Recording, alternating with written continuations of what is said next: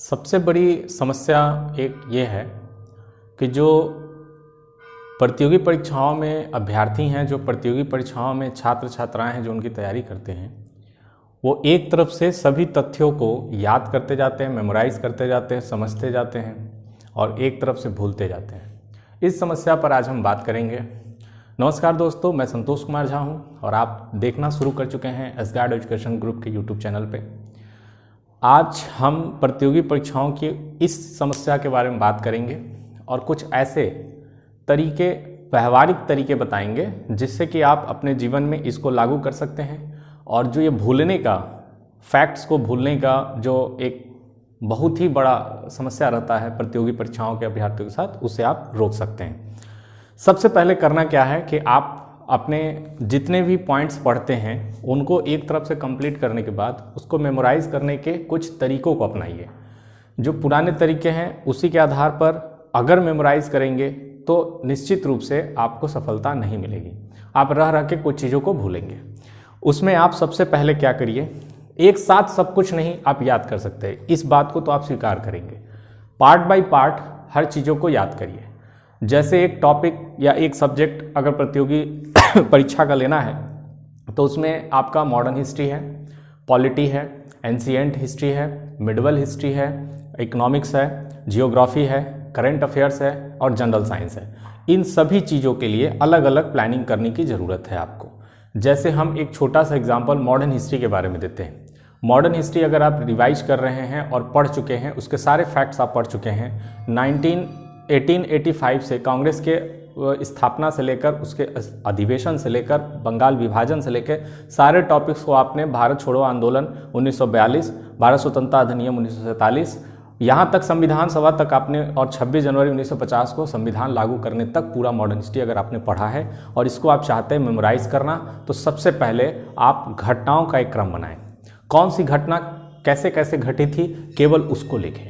उन घटनाओं को और बैक से लिखना शुरू करें, पीछे से स्टार्ट करें। जहाँ से आप पढ़े थे 1885 से, वहाँ से ना करें। आप 1950, 1942, 1946 संविधान सभा, जहाँ से आपको लगे इस समय आप जहाँ पे पढ़ाई कर रहे हो वहाँ से बैक जाना शुरू करें। जितना पढ़ें उसको मेमोराइज करिए और एक पेज पे लिखने का प्रयास करिए उन सारी घटनाओं को। इससे आपको फ़ायदा ये होगा कि उन सारी घटनाओं को जब लिखेंगे तो पहले तो कुछ घटनाएं आपको याद नहीं रहेंगी, उन घटनाओं को आप याद करेंगे। उसके बाद जब ये चीज़ें आप लिख लें तो उसके जिस घटना का जिस संबंध जिस टाइम पीरियड से है उसके ठीक सामने वो समय आप लिखने का प्रयास करें। तो आपको कुछ तिथि और समय आप भूलेंगे। तिथि याद करने के बाद आप तीसरे चरण में ये याद करें कि इन घटनाओं में स्पेशली पर्टिकुलर किसी घटना को उठाइए और उसमें क्या क्या पॉइंट्स थे, क्या क्या चीज़ें याद की जा सकती है। इससे क्या होगा कि आपको घटनाओं का पूरा आरेख बनना शुरू हो जाएगा। इस पूरी कहानी में, इस पूरे जो आप व्यवहारिक काम करेंगे, इस पूरे व्यवहारिक क्रम में आपको एक समय ऐसा लगेगा कि जो जितना आपको रिवाइज होगा वो भूलने वाला नहीं होगा और प्रतियोगी परीक्षाओं में विश्वास मानिए कि आपका रिजल्ट अच्छा होगा। आप फैक्ट्स के वजह से कंफ्यूज नहीं होंगे, भ्रम में नहीं रहेंगे। आपके दो ऑप्शन पे आपका मन नहीं जाएगा, एक ही ऑप्शन पे जाएगा। सॉलिड क्वेश्चन आप करके आएंगे। तो आज हम जैसे एक आपको हम डायग्राम दिखा दे रहे हैं और ये आप पॉलिटी में भी अपना सकते हैं, जियोग्राफी में भी अपना सकते हैं, जनरल साइंस में आपको थोड़ा सा इसको बांटना पड़ेगा, करंट अफेयर में भी अपना सकते हैं। जैसे मान लीजिए हम स्टार्ट करते हैं क्रिप्स प्रस्ताव से। क्रिप्स प्रस्ताव आगे का टॉपिक है, मॉडर्न हिस्ट्री का है। क्रिप्स प्रस्ताव 1942 में हुआ था। तो या तो आप पूरा घटना लिखते चले जाएं या टाइम ड्यूरेशन साथ में लेके चलें, जैसे जिसकी प्रतिभा वैसा उसको काम। देखिए, इसमें आपको इतना बात समझ के चलना है कि हमें इन चीज़ों को ऐसे याद करना है कि हमारा एग्जाम्स इन चीज़ों से क्लियर हो जाए। पूरा दिल में एकदम बसा के नहीं रखना है। किसी अच्छे शायर ने कहा है कि तेरी सूरत मेरे दिल में इस तरह से बसी है जैसे छोटे से दरवाजे में मोटी सी भैंस फंसी है।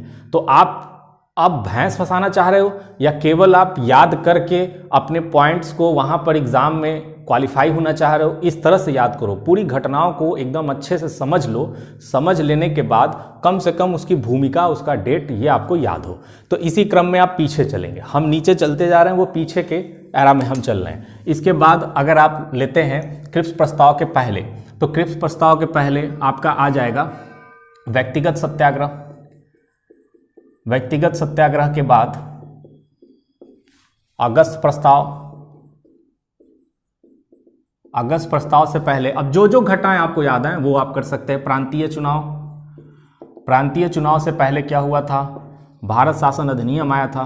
भारत शासन अधिनियम 1935 में भारत शासन अधिनियम था। इससे पहले क्या हुआ था? गोलमेज सम्मेलन हुए थे, 3 गोलमेज सम्मेलन हैं। तो इससे पहले तृतीय गोलमेज सम्मेलन था। तृतीय गोलमेज सम्मेलन के पहले पूना पैक्ट हुआ। पूना पैक्ट से पहले सांप्रदायिक पंचायत आया। इस तरह क्रम में आप समझ पा रहे होंगे मैं क्या बताना चाह रहा हूं। इस तरह क्रम में आप मॉडर्न हिस्ट्री के शुरुआती एरा तक पहुंचने की कोशिश कीजिए। घटनाओं को एक क्रम में समझाइए, एक क्रम में लिखिए। अब इसके बाद आप देखेंगे कि जैसे जैसे ये लिखा हुआ है इसमें टाइम ड्यूरेशन अगर आप डालेंगे तो देखिए कुछ घटनाओं पे आपको कंफ्यूजन हो सकता है जो एक ही साल में घटे होंगे। जैसे व्यक्तिगत और अगस्त प्रस्ताव 1940 में है, तो एक अगस्त में है, एक अगस्त में दिख रहा है, एक अक्टूबर में है। तो इस क्रम में आप देख सकते हैं। जैसे ये अक्टूबर 16 अक्टूबर आई थिंक था, 22 अक्टूबर 1940 में है, और ये आपका अगस्त में है 8 अगस्त 1940 में है। इस क्रम में प्रांतीय चुनाव आपका 1937 में है। भारत शासन अधिनियम 1935 में है।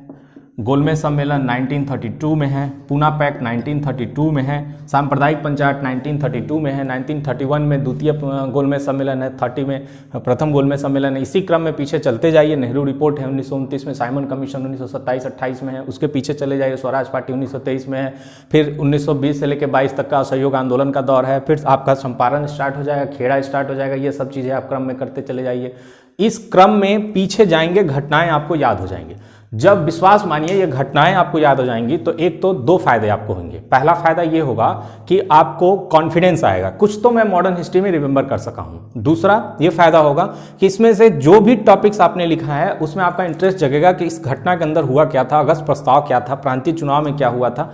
ये चीजें जब आप अपने इंटरेस्ट से पढ़ना शुरू करते हैं तो विश्वास मानिए मेमोराइज करना आसान होता है और भूलना मुश्किल होता है। जो फिलहाल में आप इंटरेस्ट से नहीं पढ़ रहे हैं, केवल आप गाइड से पढ़ रहे हैं या कोई आपको कोच कर रहा है, कोचिंग दे रहा है, इंस्टीट्यूट दे रहा है, कहीं आप यूट्यूब से पढ़ रहे हैं, तो आपकी मजबूरी है कि इन चीज़ों को पढ़ना है एग्जाम में। पहले आप इंटरेस्ट पैदा करें, इंटरेस्ट के बाद अगर आप करेंगे तो भूलेंगे नहीं।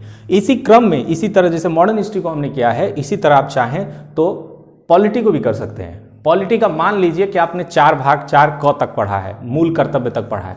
मूल कर्तव्य उठाइए, सबसे ऊपर लिखिए 51 क है। उसके बाद 50, 36, जितने भी 36 से 51 तक में नीति निर्देशक तत्व है वो लिख लीजिए कि नीति निर्देशक तत्व 36 से 51 है। मूल अधिकार 12 से 35 है। 5 से 11 नागरिकता है। 1 से 4 भारत एवं उसके संघ क्षेत्र है। इस तरह क्रम में पीछे जाएंगे तो 100% एक बार में नहीं होगा। मैं साफ साफ बता रहा हूं आपको, एक बार में नहीं होगा। इसमें बहुत कुछ आप भूलेंगे। फिर ये आपको कंफर्म रखना है कि जो मैं भूल रहा हूं वही मेरा माइनर पॉइंट है, मेरा ये मिस्टेक है और इसी को मुझे याद करना है, बाकी तो मुझे याद है। उसी चीज को आप 2 से 3 बार अगर इस क्रम में करते हैं तो विश्वास मानिए आपको सब कुछ मेमोराइज हो जाएगा। और आपकी ये जो शिकायत है कि एक तरफ से पढ़ते जाते हैं हम लोग और दूसरी तरफ से भूलते जाते हैं, इससे आप बच पाएंगे। आने वाले समय में बीपीएससी की परीक्षा होने वाली है जनवरी-फरवरी में। 23 जनवरी को बीपीएससी है, उसके बाद मे भी जनवरी लास्ट में यूकेपीएससी है। ये सब एक अच्छे अपॉर्चुनिटी आपके पास है और इसी शुभकामना के साथ कि आप एक अच्छा रिजल्ट लेके आएँ और जल्द ही अपनी सफलता में मुकाम हासिल करें। इसी शुभकामना के साथ धन्यवाद।